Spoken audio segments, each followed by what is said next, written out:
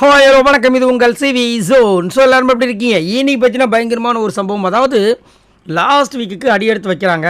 விசித்ராவை தவிர்த்து மீதி இருக்கிற 6 பேர். அந்த டைம் வந்துட்டு நம்ம கமலஹாசன் அவர்கள் ஒரு கொஸ்டின் கேட்குறாரு. என்னென்னா கடைசி வாரத்தில் அடி எடுத்து வைக்கிறீங்க, பாக்கி இருக்கிறவங்களோட யூனிக் செல்லிங் பாயிண்ட் என்ன அப்படின்ற மாதிரி ஒரு விஷயத்தை வந்து கேட்குறாரு. யூஎஸ்பி. தினேஷ் வந்துட்டு விசித்ரா மேம் பற்றி சொல்கிறார். என்னென்னா அவங்களோட கெத்து தான் அவங்களுடைய செல்லிங் பாயிண்ட், அதாவது யூஎஸ்பி அப்படின்ற மாதிரி வந்து சொல்கிறாப்புல. மாயா வந்துட்டு அந்த நேரத்தில் கூட வந்துட்டு விஷ்ணு வந்து அசிங்கப்படுத்தணும், அவமானப்படுத்தணுன்ற ஒரு வன்ம மோட்லேயே இருக்காங்க. மாயாவுக்கு வந்து பார்த்திங்கன்னா மணியை பிடிக்காது, மணியை விட விஷ்ணுவை ரொம்ப பிடிக்காது. ஸோ என்ன சொல்கிறாங்கன்னா விஷ்ணுவுக்கு யாரை எப்படி யூஸ் பண்ணி அவங்களுக்கு தேவையானதை பண்ணிக்கணும்னு நல்லாவே தெரியுன்றாங்க.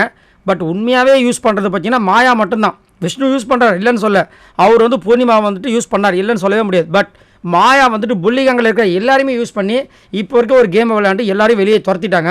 இது யாருக்குமே தெரிய மாட்டுது என்னத்தை சொல்கிறது.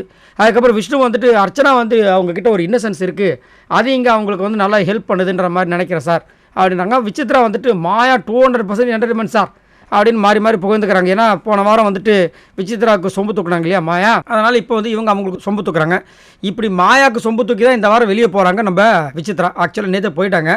லாஸ்ட்டாக திரும்ப மாயா வந்துட்டு மணியோட யூஎஸ்பி வந்துட்டு ரவிநாதா சார் சொல்லி எல்லாரையும் சிரிக்க வைக்கிறாங்க.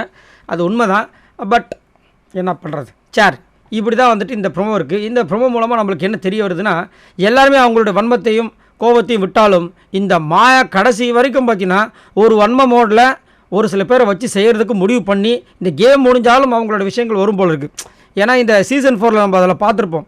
ஆர்யா அவர்கள் டைட்டில் வின்னராக வந்ததுக்கப்புறமா தகுதியை மேம்படுத்திக்கொண்ட ஒரு வார்த்தையை வந்துட்டு அர்ச்சனா பேசி பேசி பேசி கடைசியில் அது ஒரு பெரிய இஷ்யூ ஆகி ரம்யா பாண்டியனை வச்சு செஞ்சுருப்பாங்க, நம்ம அர்ச்சனா வச்சு செஞ்சுருப்பாங்க, நிறைய பேர் வச்சு செஞ்சுருப்பாங்க.